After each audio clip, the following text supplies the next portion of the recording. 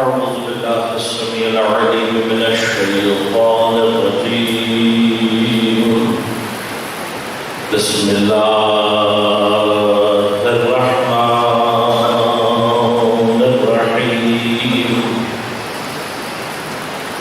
الحمد لله الذي هدانا لهذا ما كنا لنهتدي لولا أن هدانا الله. لقد جاءت رسل ربنا بالحق. الصلاة والسلام على رسول المسدد المصطفى الأمجد المحمود الأحمد أبي القاسم محمد.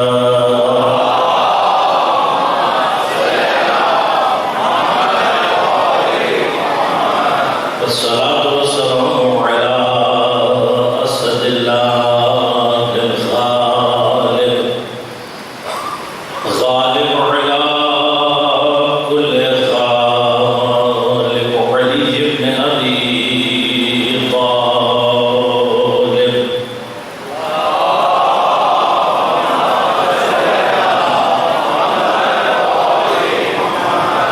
والصلاة والسلام على سيدة المعصومة المظلومة الطاهرة البتول بضعة الرسول فاطمة الزهراء سيدة نساء العالمين.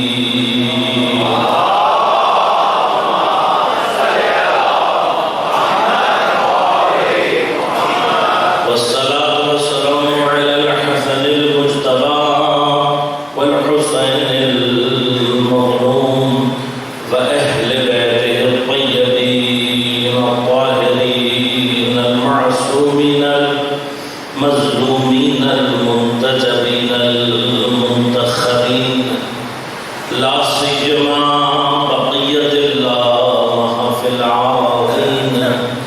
روحي وأرواح العالمين لتراب مقدمه الفداء. ولعنة الله على أعدائهم أجمعين. أما بعد، قال الله تعالى في كتابه الكريم: بسم الله الرحمن الرحيم. وجعلنا من بين أيديهم وجعلنا منهم أئمة يهدون بأمرنا لما صبروا فكانوا بآياتنا يوقنون. سلامات.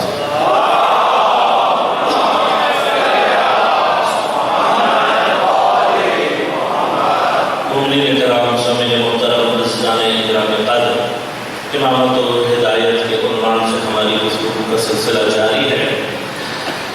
موضوع پر گفتگو کے لیے سورہ مبارکہ سجدہ کی 24ویں آیت کریمہ کو تلاوت کے طور پر آپ کی خدمت پر میں نے پیش کیا، سلام کلام کے طور پر آپ کی خدمت میں پیش کیا اور اس کی تلاوت کا شرف حاصل کیا. ارشاد پروردگار ہو رہا ہے: وجعلنا من، ایک مطلب درود پڑھیے گا.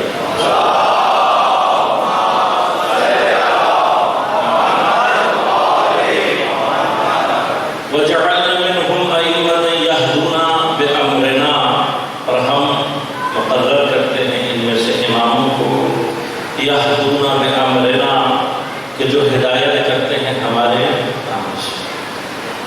لما صبروا، چنانچہ انہوں نے صبر کیا. وَكَانُوا بِآيَاتِنَا يُوقِنُونَ، اور ہماری آیات پر، ہماری نشانیوں پر یقین رکھنے والے ہیں. گفتگو کا محور و مرکز یہ ہے کہ پیغمبر اکرم صلی اللہ علیہ وآلہ وسلم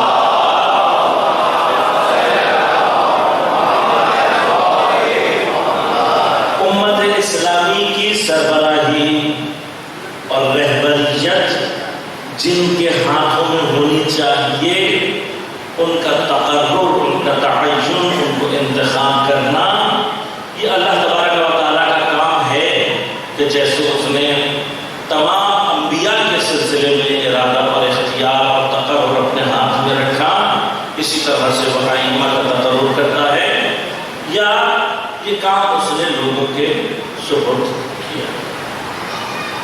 ہمارا ادعا یہ ہے کہ آپ کے پاس کوئی بھی قرآنی اور حدیث کی دلیل نہیں ہے، کیونکہ یہ تو آپ کا اپنا بھی ادعا ہے۔ اگر آپ کہہ دیتے ہیں کہ قرآن اور حدیث میں ہے تو پھر آپ کے بنانے کی ضرورت نہیں ہے۔ لیکن قرآن سے اور حدیث سے ایسی کوئی چیز بھی ثابت نہیں ہوتی کہ یہ کام لوگوں کا ہے۔ کوئی ایسا مقام، کوئی ایسی دلیل۔ اب اگر آپ دلیل عقلی لے کر آتے ہیں تو پیغمبر خدا اولا ہے اس دلیل عقلی میں امت سے۔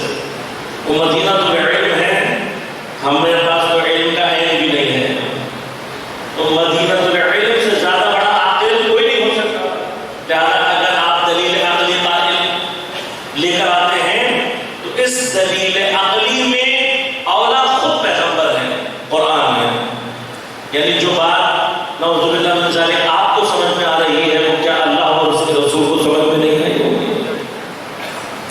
لہٰذا بہت سارے مقامات ایسے ہیں کہ جہاں پر آپ کسی کا دامن بچانے کے لیے احانت پہ رسول کر دیتے ہیں، احانت پہ بارگاہ توحید کر دیتے ہیں، اور نہ کوئی کیس ہوتا ہے نہ کسی کی گرفتاری ہے۔ اور ہم ذرا سی زبان کو اگر اپنی حرکت دیں، ہمارا عقیدہ واضح ہے کہ جب امیر المومنین اللہ کے بنائے ہوئے ہیں تو ہمارا عقیدہ واضح ہے کہ اب اللہ کے بنائے ہوئے کے مقابلے میں جو آئے گا اس کو قرآن سے پوچھ لو قرآن نے کیا نام دیا ہے۔ لہٰذا چاہے آپ لفظ خلیفہ استعمال کریں یا خلافت کی بات کریں، تب بھی قرآن فرماتا ہے کہ کون خلیفہ بنانے والا ہے۔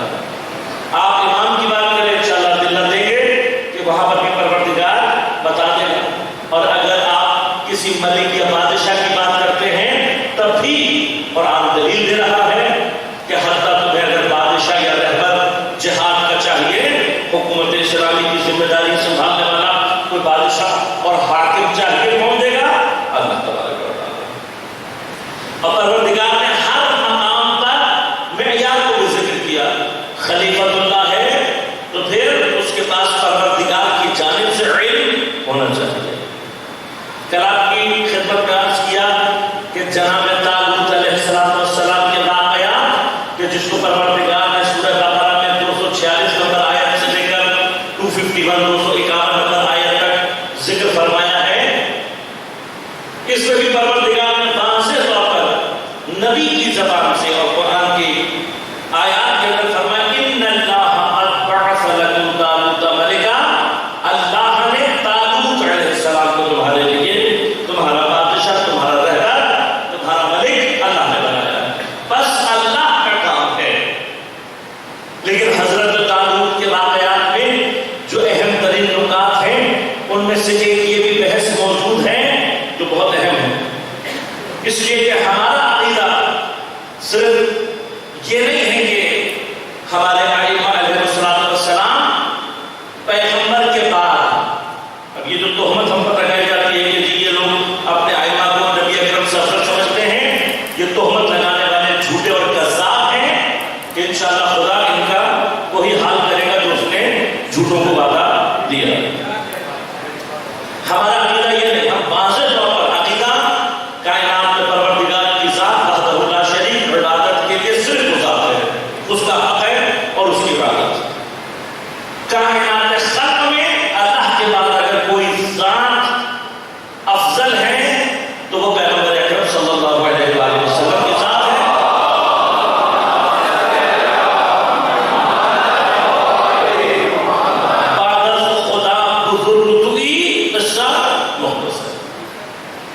لیکن نبی کے بعد ہمارے عقیدے کے مطابق نبی کے جانشین تمام انبیاء سے افضل ہے، اور اس کی سب سے پہلی اور عقلی دلیل یہ ہے کہ دیکھیے جس درجے میں پیغمبر ہیں ان کے جانشین اگرچہ اس درجے کے ٹائٹل کو انٹرٹین نہیں کرتے، وہ ٹائٹل ان کے لیے نہیں ہے، لیکن اختیارات کو انٹرٹین کرتے ہیں۔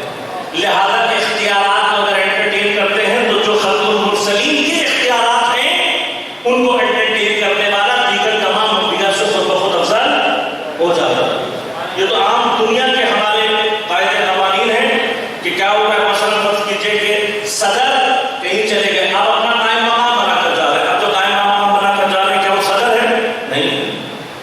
کو آپ کہتے ہیں قائم مقام صدر، لیکن جب تک اس جگہ پر ہے کیا صدر کے تمام اختیارات رکھتا ہے یا نہیں؟ رکھتا ہے۔ لہذا وہ آدمی کہ جو ظاہری عہدے میں شاید اس کے برابر ہو یا ہو سکتا ہے کہ شاید عام حالت میں اس سے اوپر ہو، لیکن جیسے ہی وہ صدر کی جگہ پر بیٹھ جاتا ہے تو صدر کے سارے اختیارات انٹرٹین کرنے لگتا ہے۔ تو یہ دنیا کا قانون ہے۔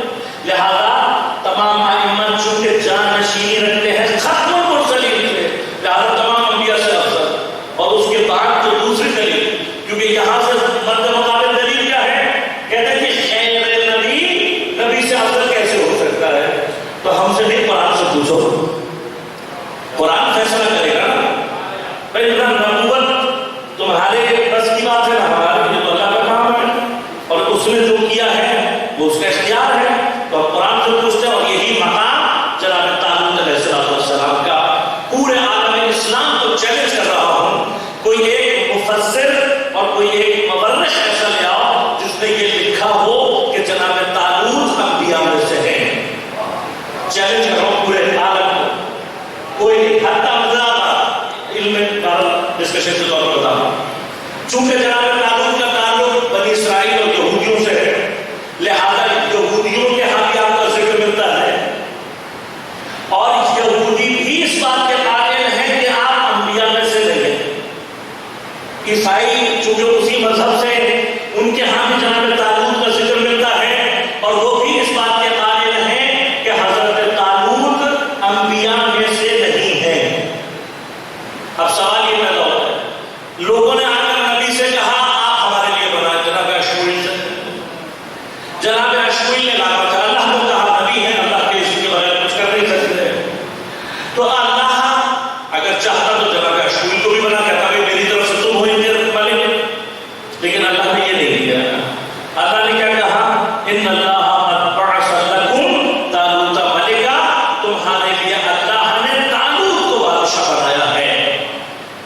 اب اتنی عقل انشاءاللہ ہوگی کہ اگر کوئی بادشاہ بن جائے اور حکومت اس کے پاس ہاتھ میں آ جائے تو بادشاہ افضل ہوتا ہی رہا ہے۔ رعیہ کون ہوتا ہے؟ افضل آگے چلنے والا ہوتا ہے یا پیچھے چلنے والا؟ یقیناً بادشاہ افضل۔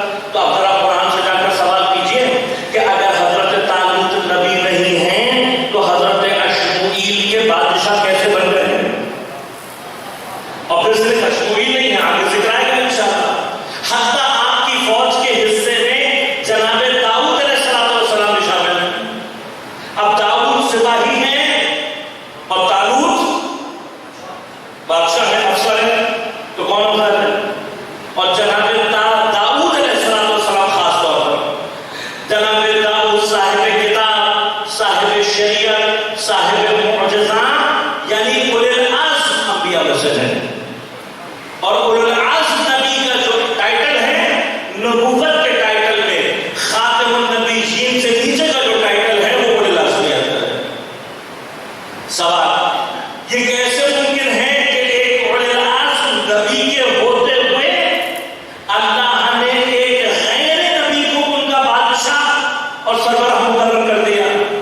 تو اب یہاں پر آپ بھی مجبور ہیں یہ کہنے پر کہ حضرت طالوت کے پاس ولایت کا کوئی ایک ایسا درجہ ہے، ولایت کا کوئی ایسا درجہ موجود ہے۔ کیونکہ یہی پرابلم جناب خضر والے علاقے میں بھی آتی ہے، لیکن جناب خضر کے لیے چونکہ بعض لوگ اس بات کے قائل ہیں کہ آپ نبی ہیں، لیکن نبی کے قائل ہو جانے کے باوجود بھی وہاں جو پرابلم باقی رہتی ہے وہ کیا ہے کہ اگر کہ ہے نہیں، ثابت نہیں ہے جناب خضر کا نبی ہونا، لہذا اگر نبی ہو بھی ثابت تو سامنے جو نبی ہے جو شاگرد بن رہا ہے وہ اولو العزم نبی ہے، جناب موسیٰ صاحب شریعت صاحب کتاب، تو کیسے ہو سکتا ہے عام نبی اولو العزم نبی کا مسئلہ تو ہے نا آپ بھی، جبکہ روایات سے ثابت نہیں ہے، ہمارے پاس کوئی دلیل نہیں ہے کہ جناب خضر انبیاء میں سے ہو۔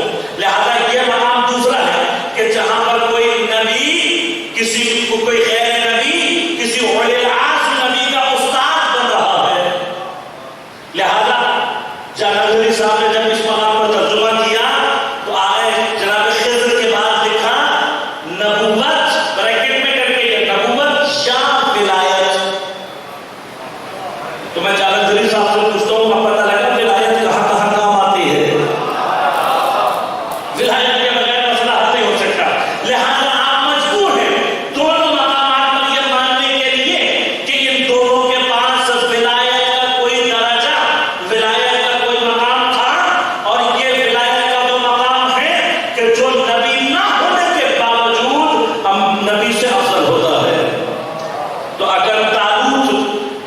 صاحب کتاب صاحب شریعت اور اعظم نبی کا رہبر ہو سکتا ہے تو علی تو طالوت کا بھی افتخار ہے.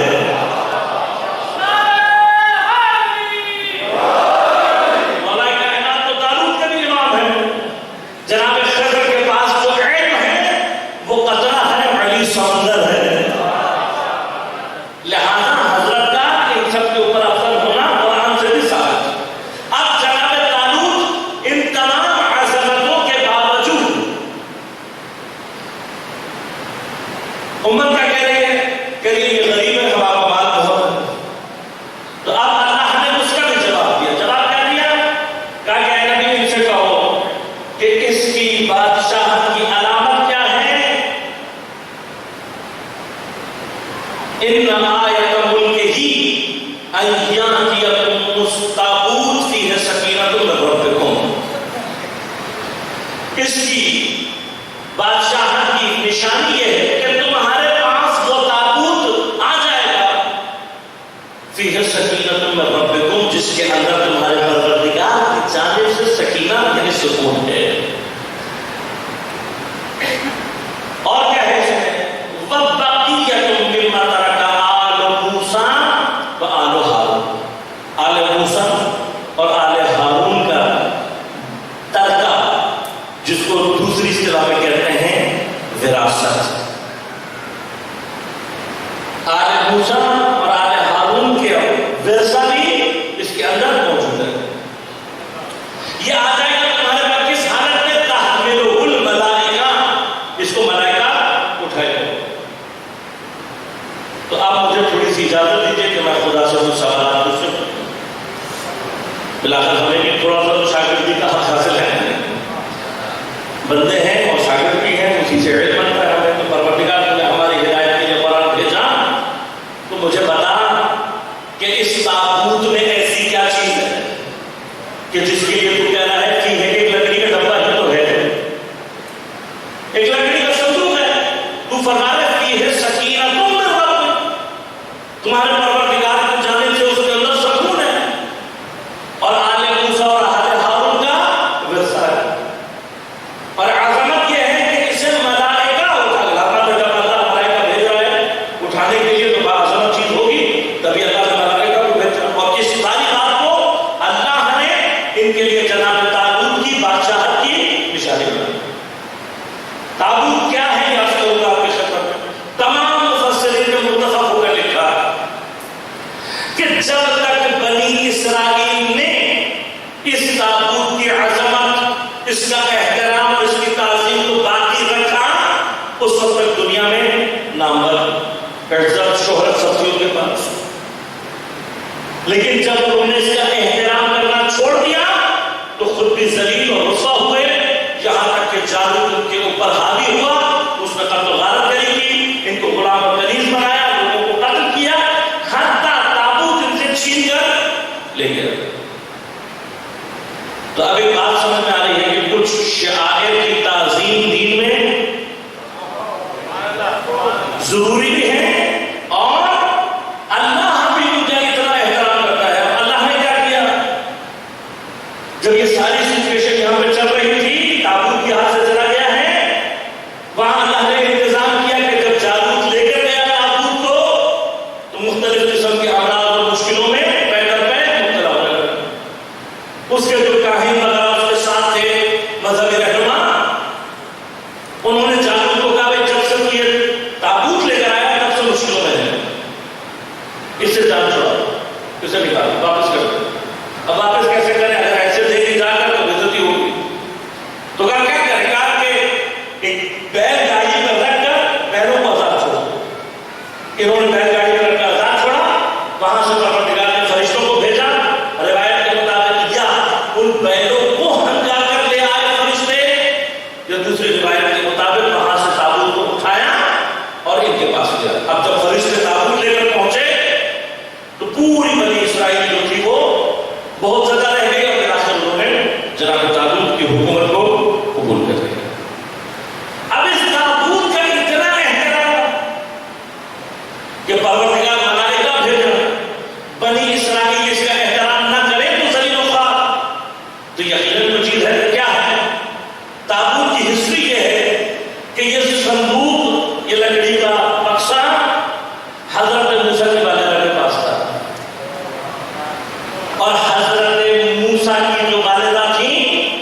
جب انہوں نے فرعون کے خوف سے حضرت موسیٰ، آپ کا حمل ظاہر نہیں ہوا تھا، بعین ہی اسی طرح سے امام زمان علیہ السلام کا بھی حمل ظاہر نہیں ہوا۔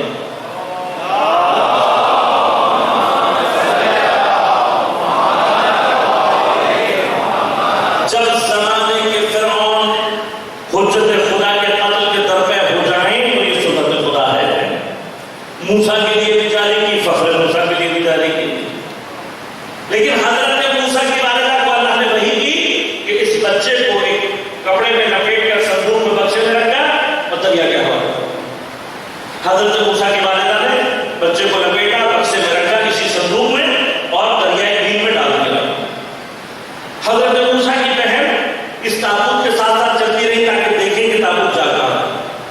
یہ تابوت جب پانی میں آیا، اللہ تبارک و تعالیٰ نے ارادہ کیا اور اس کو دھکیل کر اس نہر میں ڈال دیا کہ جو فرعون کے محل میں جاتا تھا، اور یہ اس نہر میں بہتا ہوا جب وہاں پہنچا تو وہاں جناب آسیہ سلام اللہ علیہا اپنی کلیجوں کے ساتھ موجود تھی۔ موسیٰ ایک ماں کی آغوش سے نکل کر دوسری ماں کی آغوش میں پہنچ گئے۔ اب جناب موسیٰ سوال اٹھاتا ہے، کتنی دیر اس تابوت میں لیٹے ہو گئے؟ کتنی دیر؟ کچھ دنوں کا کام بیٹے، گھنٹوں کا کام ہے، زیادہ سے زیادہ گھنٹے۔ آپ بھی یہاں سے ڈالا اور انہوں نے وہاں سے نکالا، کتنے گھنٹے؟ کچھ بھی چند گھنٹے، اور کی جگہ پر چند گھنٹے نبی جس تابوت میں لے جائے اللہ کے نزدیک کو محترم ہو جاتا ہے، خدا اس کو باعث سکون قرار دیتا ہے، اس کا احترام کرنے والوں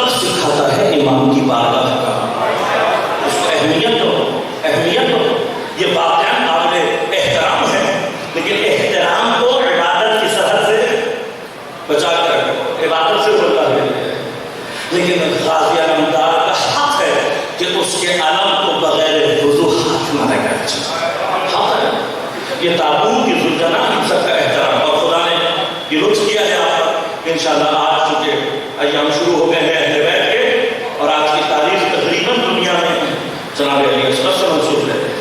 حتیٰ رہبر مقام معظم رہبری کا ارشاد ہے کہ جناب علی اصغر کا دن منایا جائے. اس رہبر کی بصیرت کو سمجھنا، یہ یوم علی اصغر طاغوت کے سینے میں وہ خنجر ہے جو اب کھونکنے کا وقت آ گیا ہے. سمجھے اس بصیرت کو، منائیں یوم علی اصغر منائیں. اور آپ کو اللہ نے یہ انشاءاللہ توفیق عنایت کی ہے کہ آج جو چولہا برآمد ہوگا انشاءاللہ وہ مقام جناب علی اصغر کا بنا ہوا جو مقام علی اصغر ہے وہاں سے ہدیہ آیا ہے. لانے والوں کی توفیقات اور سارے سلسلے میں جتنے بھی مومنین ہیں سب کے لیے، خصوصاً جن کی صحت کے لیے کہا ہمارے برادر بزرگ نے بھی کہا ہے اور جتنے لوگوں نے کہا ہے، سب کی صحت و سلامتی کے لیے ایک مرتبہ بلند آواز سے درود پڑھیے گا.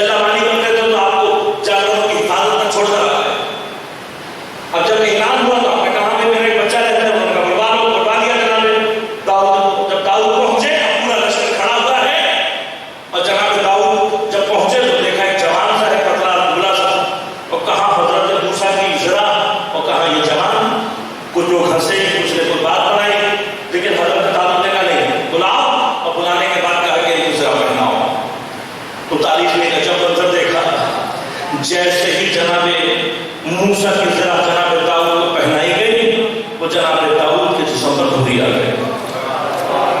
اور پھر جناب داؤد قرآن کی زبان میں خود قرآن نے کہا کہ جناب داؤد علیہ السلام نے جالوت کو قتل کیا اور شکست ہوئی، وہ اپنی جگہ محفوظ پتھرا. لیکن تاریخ قرآن کا بتا رہا ہے کہ اول نبی کا ورثہ ہوتا ہے، دوم اپنے وارث کو پہچانتا ہے. یہی مسئلہ پیغمبر کی شہادت کے بعد اب مسلمانوں میں باتیں ہو رہی ہیں. یہ باتیں جو شروع سے تھی کون مذہب جانشین ہے کون نہیں ہے. تو ایک دن جناب عباس ابن مطلب پیغمبر کے چچا امیر المومنین کے چچا آئے اور آ کر کہا کہ یا علی، اگر تمہارے پاس پیغمبر کی تلوار، پیغمبر کا امامہ اور پیغمبر کا گھوڑا ہے، تم نے کیوں رکھا ہوا ہے؟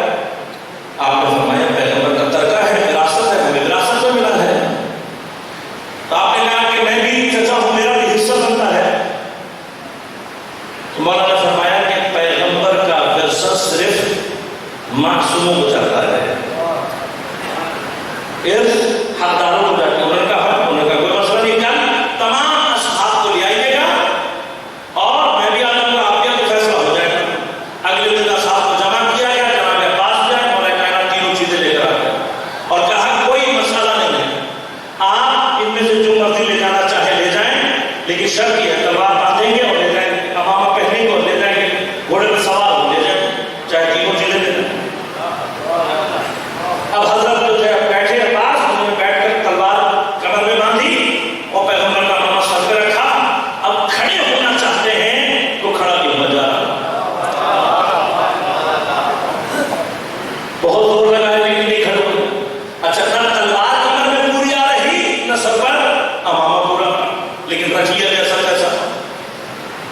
بھی جیسے نہیں تھی، اب اٹھنا چاہتے ہیں اور اٹھا نہیں جاتا، بلاخر یہ سوچ کے کہ شاید تلوار کا وزن زیادہ ہوگا تلوار کھول دی، تلوار کھول دی لیکن پھر بھی نہیں اٹھا جاتا، مجبور ہو کر امامہ کو اتار دیا، اب امامہ اتار تو کھڑے ہو گئے، اب دل میں سوچا انہوں نے کہ چلو یہ تو الگ چیزیں ہیں، وہ گھوڑا جانور ہے، اسی کو لے جاتا ہوں، جیسے ہی اس کے نزدیک پہنچے اس نے ایک لات رسید کی، بے ہوش ہو گئے، ہوش میں لایا گیا، اٹھایا گیا، اٹھتے ہی کہا یا علی اگر تم حقدار ہو تو تم یہ کر کے دکھا دو، حضرت علی نے تلوار باندھی تو کمر پہ پوری آ گئی، امامہ سر پہ رکھا تو پورا آ گیا، گھوڑے پر بیٹھے چکر لگایا، چکر لگا کر اترے، اترنے کے بعد امام حسن کو آواز دی، اس کو آواز دی، امام حسن ابھی بچے تھے، امام حسن چھوٹے، کہا حسن آؤ ان سب کے سامنے تلوار باندھ کے دکھاؤ، جب تلوار باندھی کمر پہ پوری آ گئی، امامہ پہنا سر پہ پورا آ گیا، کہا گھوڑے پر بیٹھو، کھڑے ہوئے گھوڑے پر بیٹھے، چکر لگایا، آ کر اترے، جیسے ہی امام حسن اترے آواز آ گئی حسین، حسین ان سے بھی چھوٹے ہیں، بلایا، کہا امامہ پہنا پورا آ گیا، تلوار باندھو کمر پہ پوری آ گئی، اٹھے گھوڑے پر سوار ہوئے، چکر لگا کر واپس پہنچ گئے، مولا کائنات نے کہا میں نے تم سے کہا نہیں تھا نبی کا ارث، نبی کی ارث، نبی کا ورثہ اپنے وارث کو پہچانتا ہے، حقیقی وارث کو پہچانتا، اسی لیے یاد رکھے گا امام زمان علیہ السلام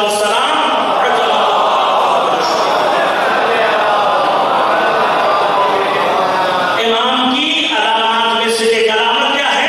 آپ کے پاس تمام انبیاء تمام ائمہ کے جتنی بھی ارث ہے آپ کے پاس موجود ہوگی، اور آج سے ان سب چیزوں کو طلب کیا جائے گا تاکہ یہ ثابت ہو سکے کہ حقیقی امام کون ہے، آپ کی علامتوں میں سے ایک اہم علامت یہ ہے، لہذا معصوم کا ورثہ نبی کا ورثہ اپنے وارث کو پہچانتا ہے، تو جناب سیدنا اپنا ارث حق لینے گئی تھی، دیکھیے یہ تو فرقے بڑے ابتدائی سے مسئلے ہیں، اگر کوئی چیز میری ملکیت میں ہو اور آپ ادعا کریں کہ یہ آپ میری نہیں ہیں تو گواہی آپ کو لانی پڑے گی، مجھے نہیں لانی پڑے گی، قاعدہ ملک ہے، قاعدہ ید ہے جو کہ تمام فرشیہ سنی سب میں جاری ہے، اسلام کی کامن ہے، مثلا میرے پاس یہ کپڑا موجود ہے، اگر کوئی آگر ادعا کرتا ہے کہ یہ کپڑا میرا نہیں ہے اس کا ہے تو چونکہ میرے ہاتھ میں ہے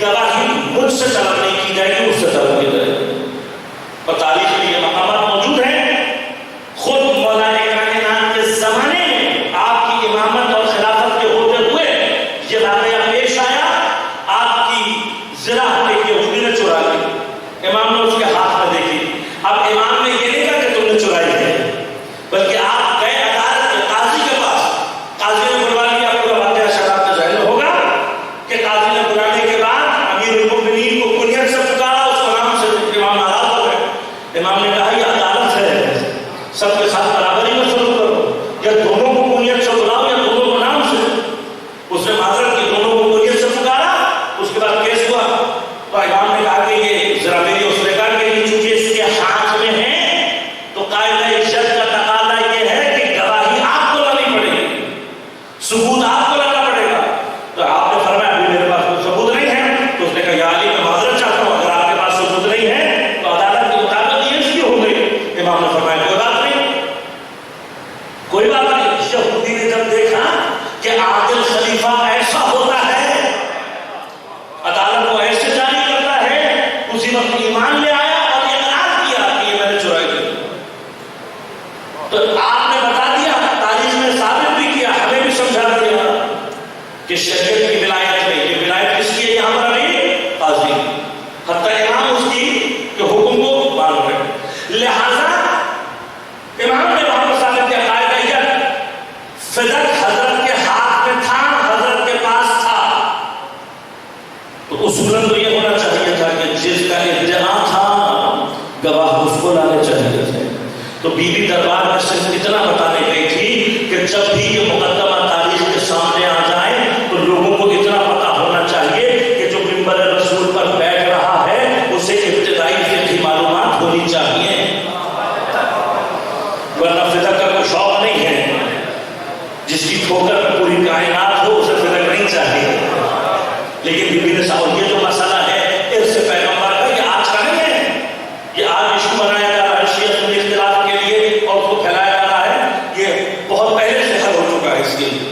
کو بار بار چھیڑنے کی ضرورت نہیں ہے، لہٰذا ہزاروں سال پہلے کی یعنی تقریباً 1300 سال پہلے کی بات ہے، امام ابو حنیفہ کے سامنے علی بن فضال ان کے ایک دوست وہاں جایا کرتے تھے، ان کے ساتھ آپ چلے گئے اور جا کر سلام کے بعد کہا کہ میں بصرہ میں رہتا ہوں اور آپ امام فقہ ہیں، آپ میری مشکل حل کریں۔ انہوں نے کہا مشکل کرتا ہے شیعہ مجھے بہت تنگ کرتے ہیں، کیا تنگ کرتے ہیں؟ انہوں نے کہا کہ کوئی ایسی فضیلت مجھے بتائیں اصحاب کی کہ جس میں ان کا کوئی شریک نہ ہو۔ تو آپ نے بہت سوچ سمجھ کر یہ کہا کہ ایسی فضیلت تو بس یہی ہے کہ یہ جہاں پیغمبر کے ساتھ حجرے میں دفن ہیں اور اس کو ان کا کوئی شریک نہیں۔ تو علی بن فضال نے کہا بھائی فضیلت تو بہت بڑی ہے، اور میں نے اپنے شیعہ دوست کو جب یہ کہا تو وہ آگے سے کہنے لگا کہ ہاں فضیلت تو ہوتی اگر زمین خصب کی نہ ہوتی، کیونکہ خصبی زمین پر تو اللہ نماز قبول نہیں کرتا، نماز اللہ قبول نہیں کرتا، اگر زمین خصب کی ہو تو دفن کیسے قبول کرتے؟ تو کہا کہ نہیں خصب کی زمین کیوں ہوتی؟ تو کہا خریدی تھی کیا؟ کیونکہ اگر اموال المسلمین ہیں تو خلیفہ امین ہوتا ہے، قابض نہیں ہوتا، مالک نہیں ہوتا، امین ہوتا ہے۔ لہذا اگر وہ اموال المسلمین کو استعمال کرنا چاہتے ہیں تو یا اجازہ لیں یا خریدیں، تو دونوں میں سے کسی کی سند ہے تو مجھے دکھا دے تاکہ میں مطمئن ہو جاؤں۔ تو نہ کبھی اجازت لی گئی نہ کبھی خریدی گئی، تو کہنے لگے نہیں نہیں اجازت کو کیا کروں تھی اجازت دینے کی، تو ان کی بیٹی کی تھی زمین، ان کی بیٹی کی، تو اجازت دی کیا بہترین ہو گیا، تو پھر بیٹی نے خریدی ہوگی زمین، بیٹی نے اجازت دی ہوگی، بیٹی نے خریدی ہوگی۔ تو کہنے لگے بیٹی کو خریدنے کی کیا ضرورت ہے، بیٹی پیغمبر کی زوجہ تھی، اس میں مل گئی۔ تو علی بن فضال نے کہا کہ بس ایک مسئلہ میں بالکل مطمئن ہو گیا ہوں، بس ایک مسئلہ میرا حل کر دیں۔ کہا کیا مسئلہ ہے؟ کیا مسئلہ صرف اتنا سا ہے، اگر پیغمبر کی ارث ملی تھی تو پیغمبر کی وصال کے وقت 9 بیویاں ثابت ہیں، 8 کو 9 سے ملٹیپلائی کرو 72 بنتے ہیں، 72، اور 72 اگر حصے کیے جائیں تو بالش بھی بڑی مشکل سے ملتی، بالش بھی بڑی مشکل سے حصے میں آتا ہے، لیکن چلو اگر آتا بھی ہو اور ارث میں ملی ہو تب بھی مجھے صرف اتنا بتا دو کہ جب اپنی بیٹی کی باری آئی تو پیغمبر کی ارث تھی، اور جب پیغمبر کی بیٹی آئی تھی، جب پیغمبر کی بیٹی آئی تھی تو ارث نہیں تھی۔ تو آصف جلالی زہرا سلام اللہ علیہا، جس کی رضا پر اللہ راضی، جس کے غضب پر اللہ کا غضب، وہ غلطی نہیں کر سکتی، غلطی کی ہے تمہاری اماں نے، جا کر وہاں سے پوچھو، اور تاریخ میں ان سے پوچھو جن کو کہہ کر یاد نہیں رہتا۔ لہذا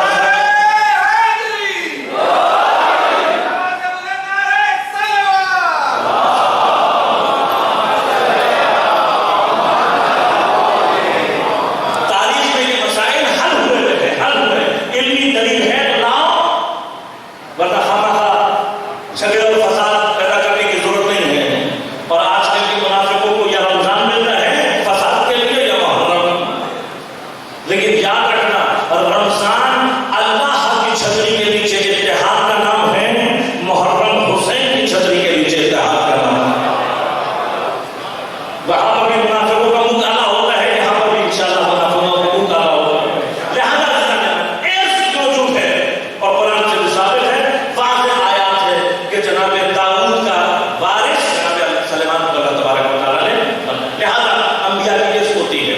اب جب جناب داؤد کا تعین ہو گیا، معلوم ہو گیا کہ جناب داؤد نے قتل کرنا ہے، اور یہ بھی اللہ نے خبر دے دی کہ تم جیت جاؤ، اس کے باوجود قرآن کہتا ہے کہ جب جناب داؤد نے لشکر تیار کیا اور شروع ہوا تو اللہ نے ایک نہر کے ذریعے سے ان کو آزمایا۔ اللہ تعالیٰ اب بھی یہ بتانا چاہتا ہے اکثریت کبھی ہم کے ساتھ نہیں ہوتی، جبکہ ابھی جناب اشعویل نبی ہے، جناب داؤد نبی ہے، جناب طالوت ولی ہے، حاکم ہے، اتنے لوگوں کے ہونے کے باوجود نہر آئی۔ حضرت طالوت نے اللہ کے حکم سے کہا کہ کوئی بھی شخص چند گھونٹ سے زیادہ پانی نہ پیے، لیکن جو منافق موجود تھے انہوں نے شور مچایا، نہروں میں کود گئے، خوب پیٹ بھر کے پانی پیا،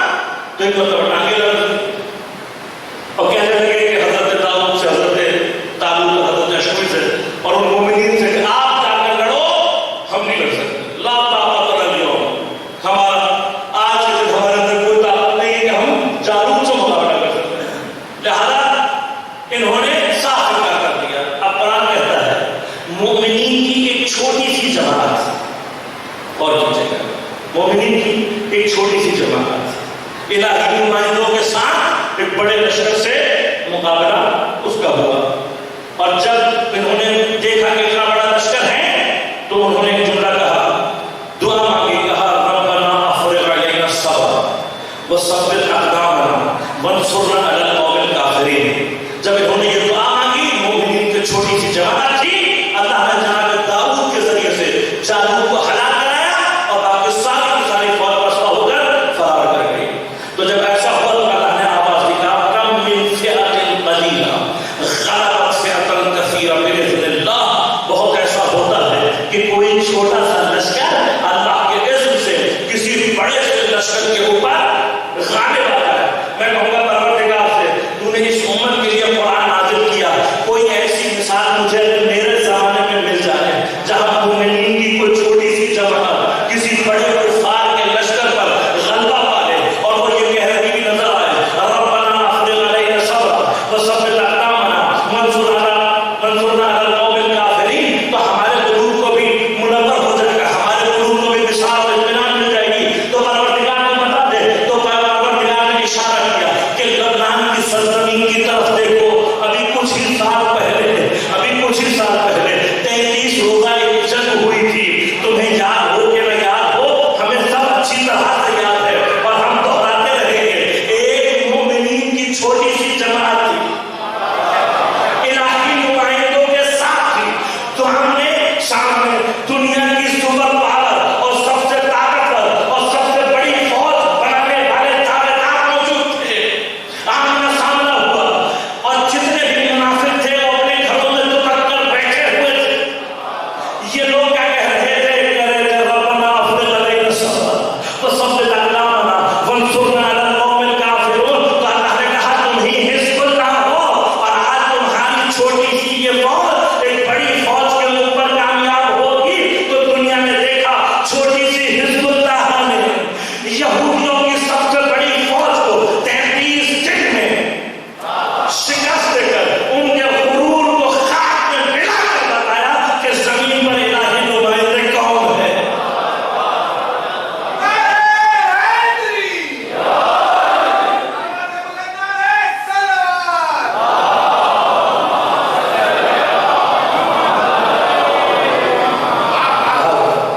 اللہ فرماتا ہے کہ الہی نمائندے کی علامت کیا ہے، وزادہ بسطۃ فی العلم والجسم۔ اسے اللہ طاقت اور علم عطا کرتا ہے۔ جب اللہ طاقت اور علم عطا کرتا ہے تو کیسا ہوتا ہے، انشاءاللہ آپ کی خدمت میں عرض کرتا ہوں۔ امام حسین اپنے ساتھ جو لشکر لے کر جا رہے ہیں، جو اپنے زمانے کی حزب اللہ ہے، لیکن اس حزب اللہ کا ایک ایک سپاہی اپنے اندر لشکر ہے، اور حضرت سب کو ایک خاص پلاننگ کے ساتھ لے کر گئے ہیں، اور مقصد ہے کہ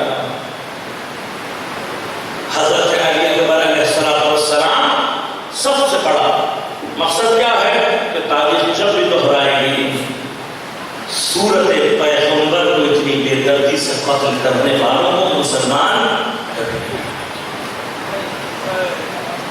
لیکن حسین کی مظلومیت اور کربلا میں میرے مولا کی عصمت، اور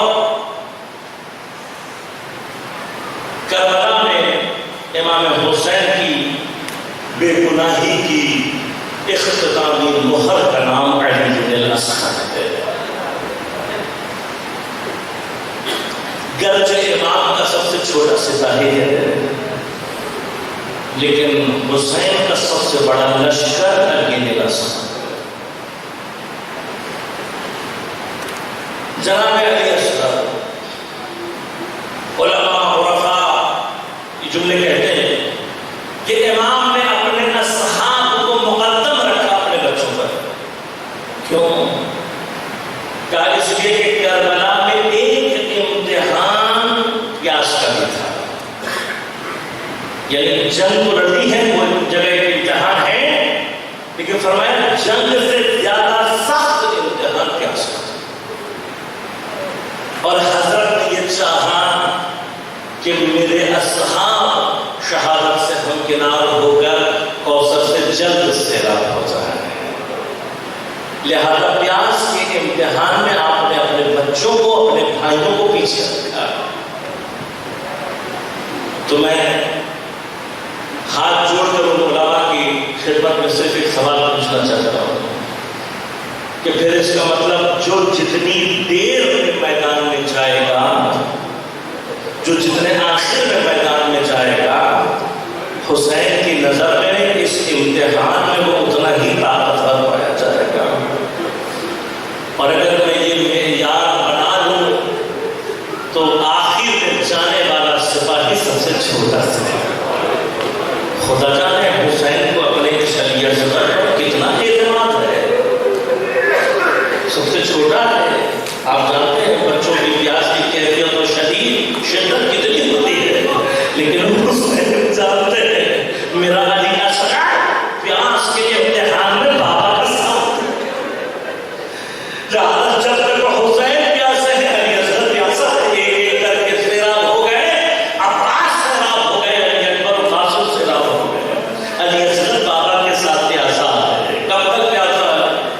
کہ جب حسین کے سارے اصحاب اور سارے بیٹے اور بھائی شہید ہو گئے، اب تک راہل ہوگا. تو آواز لگا کر ایک مرتبہ کربلا میں آواز لگائی. کب لگائی ہے؟ جب حسین کی کمر ٹوٹی. جناب عباس امامت کی کمر کٹاؤ. ابھی تک حسین کو استغاثہ لگانے کی ضرورت نہیں پڑی، لیکن اب جب کمر ٹوٹ گئی، ایک مرتبہ کمر کربلا کی ریت پہ کھڑے ہو گئے. اللہ رہی کربلا رہی. حسین کی کمر ٹوٹ گئی. پھر ایک مرتبہ آواز لگا کے کہہ رہے کل من مغیث یغیثنا. ارے ہے کوئی ہماری مدد کرنے والا. راوی کہتے ہیں یا گنج شہادہ میں پڑے ہوئے جنازے تڑپ رہے تھے کہ مولا خدا اگر ہمیں حیات ہے، اجازت ہے، ہم دوبارہ اپنی جان تم پر نچھاور کر دیں. یا جواب دوسرا آیا ہے خیروں سے جب بیویوں کی گریہ اور نالا کی سزا پڑی. امام ایک مرتبہ خیمے کے نزدیک تشریف لائے. جناب زینب کو آواز دے کر پوچھا، کہا ہے زینب کیا کوئی بچہ پیاس سے مر گیا ہے جو بیویوں میں اتنی گریہ کی آواز آ رہی ہے؟ کہا مولا جب سے آپ نے استغاثہ بدل دیا ہے، آپ کا 6 مہینے کا علی اصغر ارے کسی بھی جگہ سے آرام نہیں پانا. نہ میری گود میں آرام ہوتا ہے، نہ اپنی ماں باپ کی گود میں آرام پاتا ہے، نہ سکینہ کی گود میں آرام پاتا ہے. امام نے کہا اللہ آپ سے کہو بچے کو مجھے دے. میں ایک مرتبہ کوشش کرتا ہوں شاید یہ اشتیا اس بچے کو پانے دے. جناب رباب نے اپنا 6 مہینے کا علی اصغر امام حسین اللہ کربلا کی مائیں عجیب مائیں. عام حالات میں اگر گرمی زیادہ ہو تو مائیں بچوں کو باپ کے حوالے کرتے ہوئے 1000 مرتبہ سمجھاتی ہیں کہ دیکھو دھوپ میں مت کھیلنا، جسے پیاس لگے پانی پلانا. لیکن جس مقدر سے کوئی واپس نہ آیا ہو، سوچو آپ نے کس دل کے ساتھ اپنا علی اصغر حسین کے حوالے کیا. لیکن رباب نے اپنا بیٹا دے دیا. حسین ایک مرتبہ علی اصغر کے چہرے کو دیکھ کر روانہ ہوئے کہ میدان کی طرف. حضرت راوی کہتے ہیں دھوپ کی تماثل اور گرمی سے حضرت علی اصغر کے رخسار سرخ ہونا شروع ہو گئے. تو جب امام نے دیکھا ایک مرتبہ آپ نے آبا کے دامن کو علی اصغر کے اوپر ڈال دیا. ارے میرے بچے کو دھوپ تکلیف نہ ہے. اس حالت میں جب ذرا نزدیک ہوئے وہاں کسی نے آواز لگا کر کہا حسین قرآن لے کر آ رہے ہیں کہ قرآن